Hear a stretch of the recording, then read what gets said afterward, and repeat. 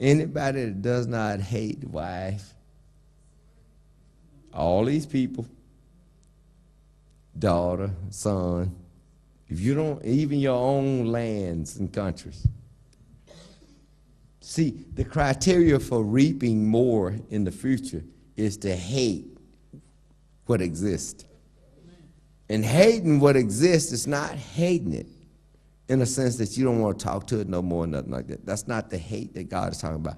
The hate that God is talking about is even to put it second place is a hate for the love you trust God with at what he's going to do. You trust him with everything you're getting ready to do.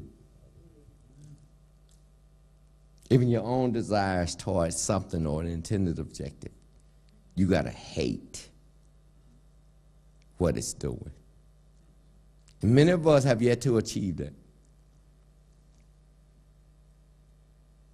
So now I ask you, how determined are you? How motivated are you? How inspired are you to do God's will? See, there's a difference between my will and God's will, and some of us are just motivated to do our will, but we're going to talk about that.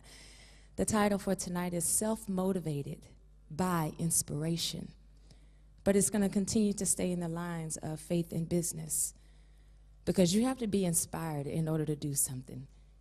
And then we have to motivate ourselves in order to bring it to pass in spite of what may happen and in spite of what may come.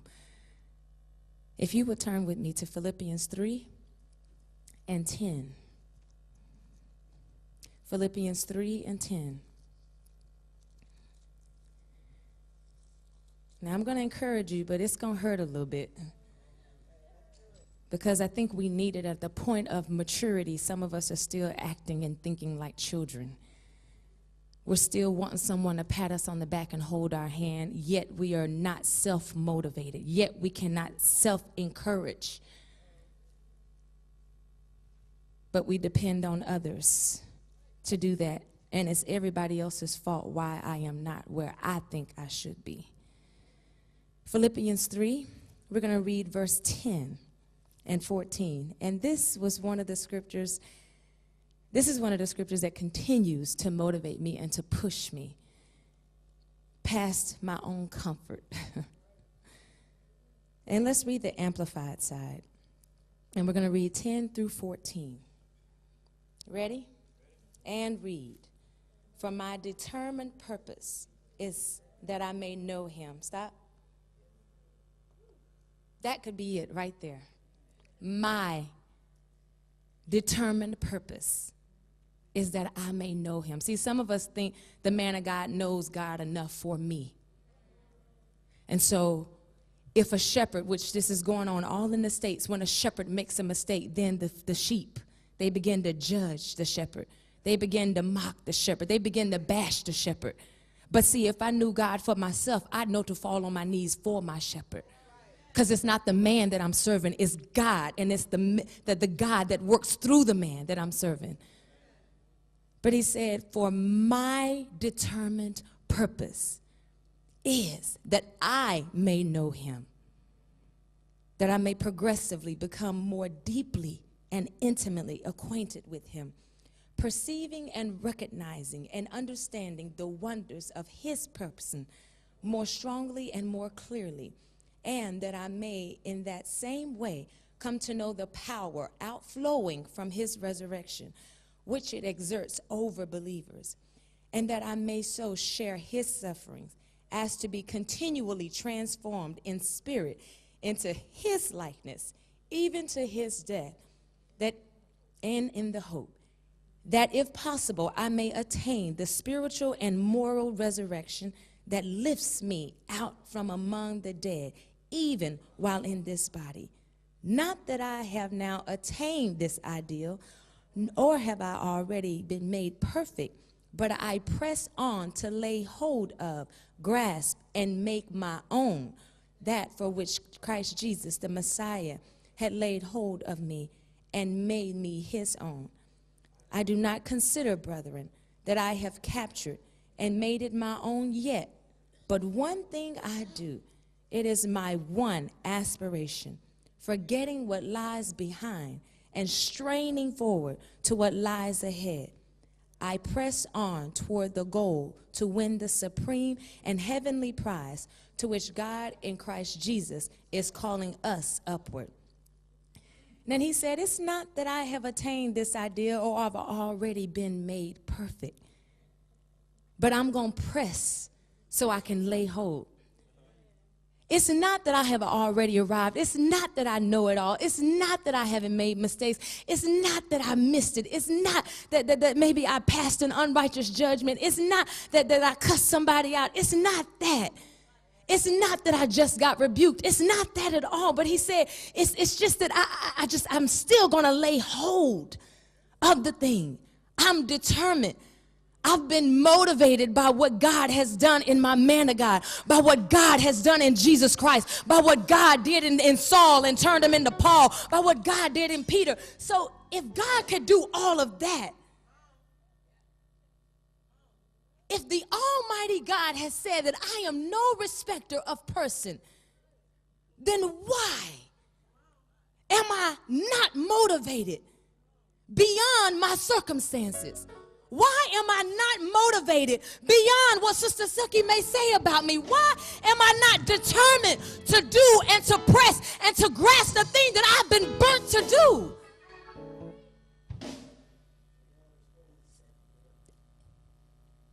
I had to think about it. I was like, why are we not self-motivated? And it's some of us, we just choose to be lazy. I choose to be lazy. I choose to be complacent. I choose to lay here in this bed till 12 o'clock and roll out when it's time for me to go to work. I choose to not call nobody, even though I know I might need wisdom in this situation. I choose to just sit in the back so don't nobody see me or I'm not responsible. I choose to not go forward to do more, to be a minister or an elder because of the responsibility that comes with it. I choose to do this. I just choose to be lazy. I choose to be mad. I choose to be angry. And here I am.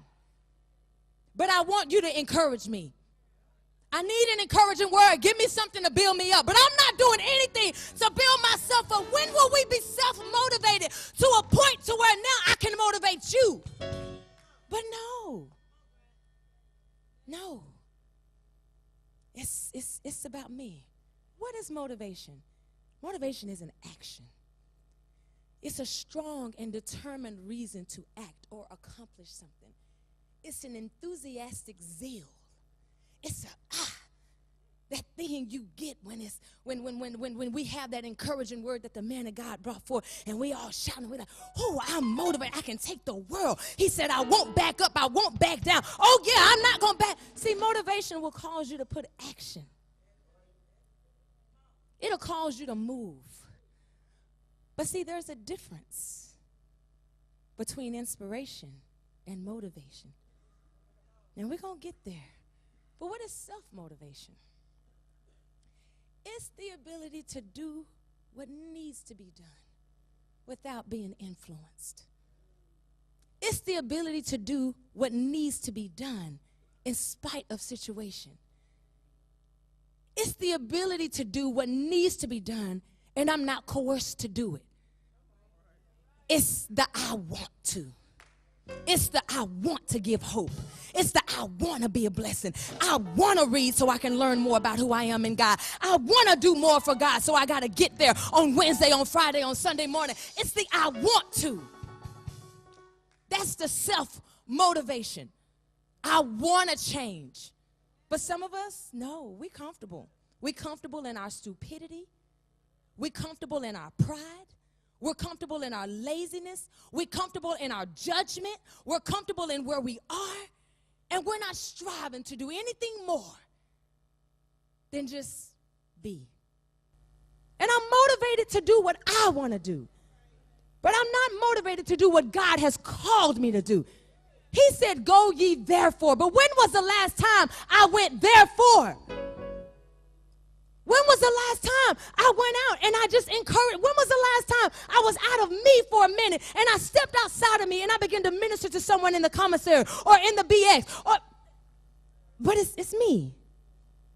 I'm standing in the need of prayer, Lord. So I don't need to pray for anybody else because it's just me right now.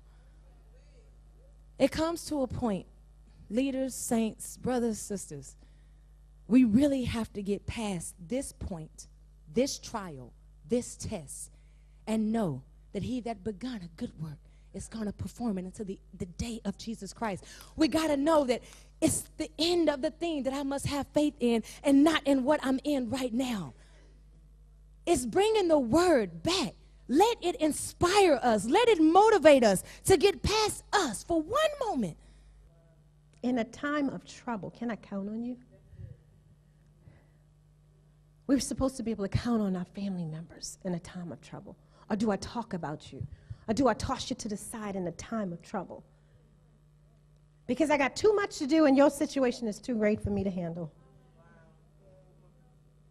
Confidence in an unfaithful man in a time of trouble is like a broken tooth or a foot out of joint. You cannot use it. And it has to be removed, has to be put to the side until it heals. That tooth ain't gonna grow back when it's broken, Macaulay. Man, I got talked about it this morning. Did you get your tooth slapped out when you were young? You had to wait till you got older to get it slapped out, and got a tooth missing now.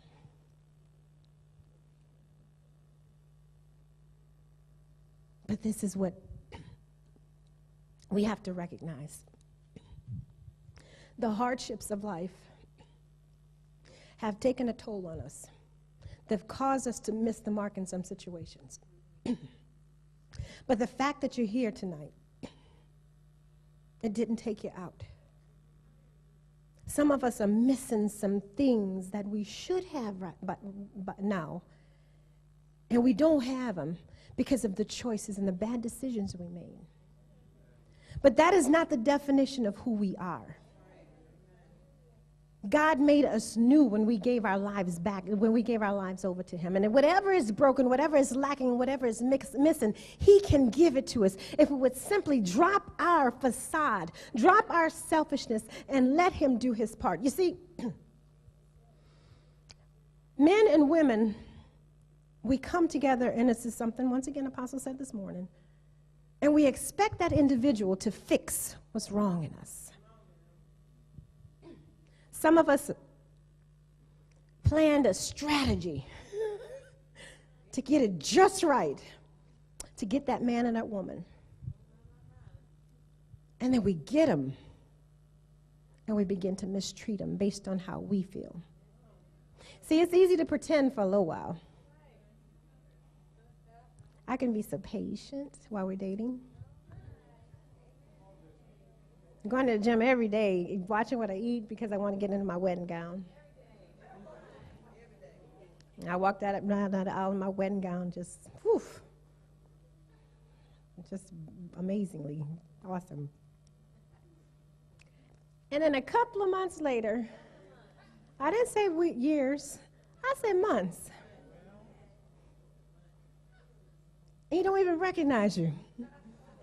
What? Where'd I come from? She see you take your shirt off, and I'm like, oh, baby. What happened? Looked like something completely different. Because we're not loyal to the thing we said we were going to do. We're not loyal to the person that we said we were going to be. We are not the individual that we were presenting before that person because we just wanted to catch him. Oh, you look like a good Band-Aid for me.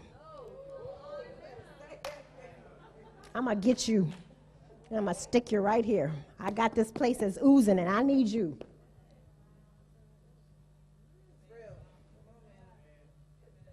I had makeup on every time he came over to see me. Just flawless, Bishop, flawless. Try to get into bed with him with green stuff all on my face.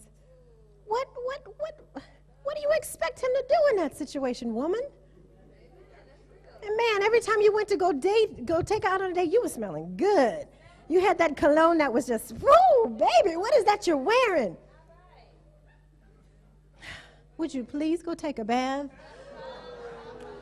Couple of months.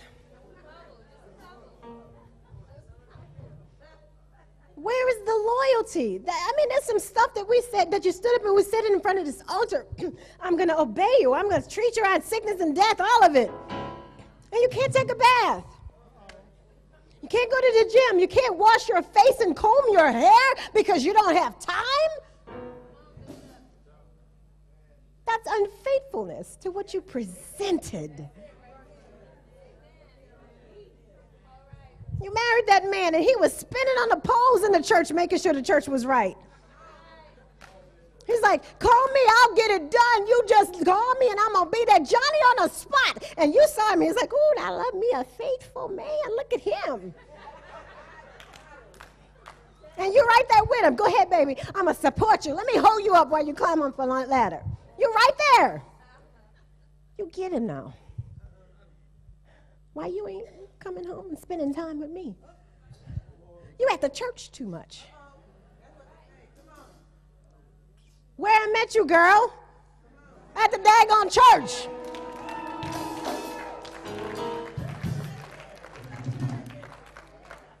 It's the church that you was even attracted to me. Because before I got here, you probably couldn't even see me. And guess what, man?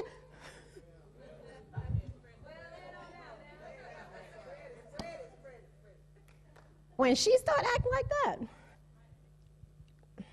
he's like, look, you know where I'm going to be. I'm gone. You don't entertain that foolishness, because that person is being used by none other than the father of lies to throw you off track. And this goes both ways. It ain't just women. I need you to spend time with me. Men do that too. And it's amazing. It's a terrible thing to see a man of God said, if you have a man that you can dominate this morning, you don't have a man.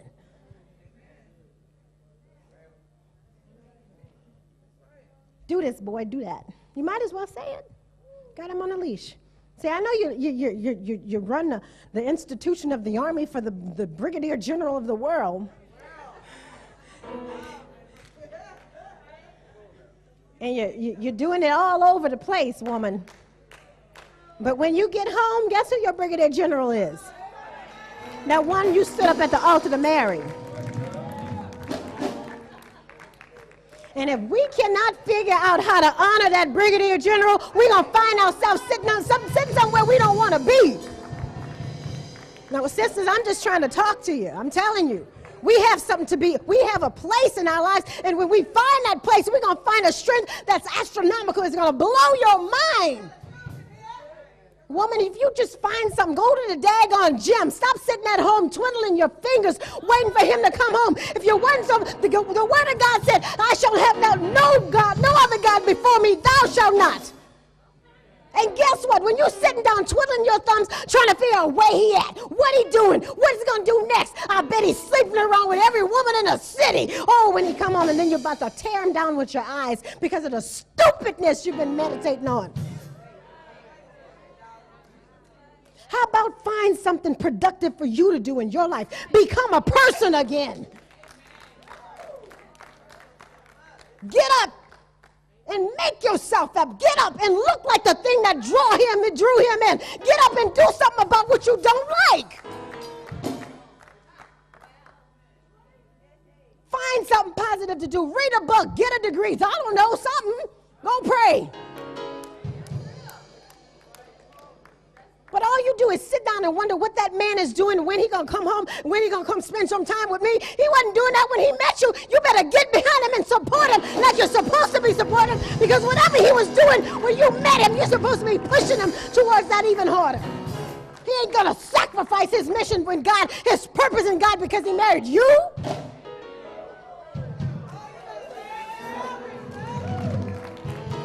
You're supposed to be an augmentee to what he was doing. When he falls short, you're supposed to have him, baby, I got you. What you need? Instead of sitting at home and grunting and moaning and complaining, I want some more time with you. That man ain't got no time to be sitting up under you. Men got to do stuff that ain't got nothing to do with you. And when you let it go and let him do what he has to do with a man, you'll be shocked how he come back home. Hey, baby.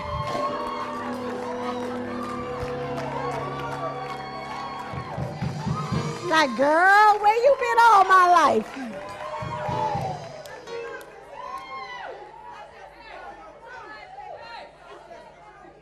But he's going to feel like some kind of trapped puppy sitting up under you. The fastest way to lose a man is to cause him to feel like he has no room to be a man. Mm-hmm. We got about 6 months after we get married to prove ourselves. Y'all ever heard the word annulment? No strings attached. You know what, Joker, you a maniac. You was holding it down just long enough till I said I do. I've been through 6 months of turmoil. You need to get the heck out of here. Annulment. No strings attached. You get nothing but your stupidity you walked in that marriage with. Man or woman. We step inside of a situation. See, the Bible talks about when the man and a woman come together, they are no longer twain, but they are one. They didn't have a blood transfusion. They made a commitment to one another. And that is why they become one. Because no matter what, I'm going to be there for you. No matter how disappointed I may get, I'm going to be there for you. No matter how I perceive you've messed it up, I said something. And the integrity of my heart is going to cause me to bend my knees when I don't see something working out in my life. The integrity that's in my heart is going to cause me to activate God in that situation so he can do what he has to do. And I just step out of the way so he can be God and I can be Bonnie. I can't be the God of my own life. I need him to enter. I need him to intervene and to do what is necessary in my life. And that is where we have to get, saints of God. We have to get to a place where we know and understand that there is nothing that we can do without God. The man of God has said once again this morning, women, you having a problem in your marriage? You having a problem with the man? There is no way. He said, you can have a situation changed on your knees, but that mouth can kill you. And I'm not talking about a spiritual death. There's many women 6 feet under today because they didn't know their place. Now, brothers, I'm not saying that you just walk around and disrespect her, because loyalty means mutual respect. And she has to understand that when I do this and I behave this way, he's going to respect me, and he's going to even seek out time to spend with me because I let him do what he has to do. And I am here to support him in that effort. That man is going to love you like you ain't never been loved before. It's like he's going to see I'm married to a virtuous woman. I'm married to a woman that can come home and cook bacon. She can fry up whatever I need. And when I come home from work, she ain't in my way trying to ask me all the things that happen in my day. She giving me my space so I can rejuvenate. And when I go in my space and rejuvenate, there she is just sitting there waiting for me. But brothers, you can't go out on the town 5 hours and she's standing up home cooking the bacon and frying up everything that you like, and you come home and you ain't gonna eat nothing she cooked. If you're gonna get a burger with the brothers, you better let her know. Call her. Hands up, baby. I'm eating out. These are practical things that we have to do so that we can maintain family loyalty. We have to consider one another. That's the bottom line of what I'm saying.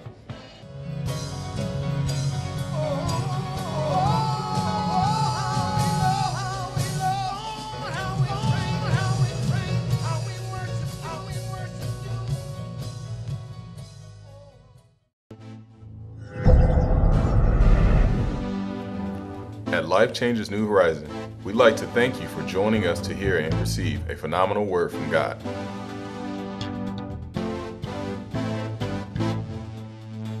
please visit our website to order the message you've just enjoyed or choose from thousands of sermons available for purchase. You can order this revelatory teaching on cassette, CD, or DVD. For more information on Life Changers Ministries, go to www.lifechangersmi.com or call 1-877-524-9673. Life Changers, we are shining the light all around the world.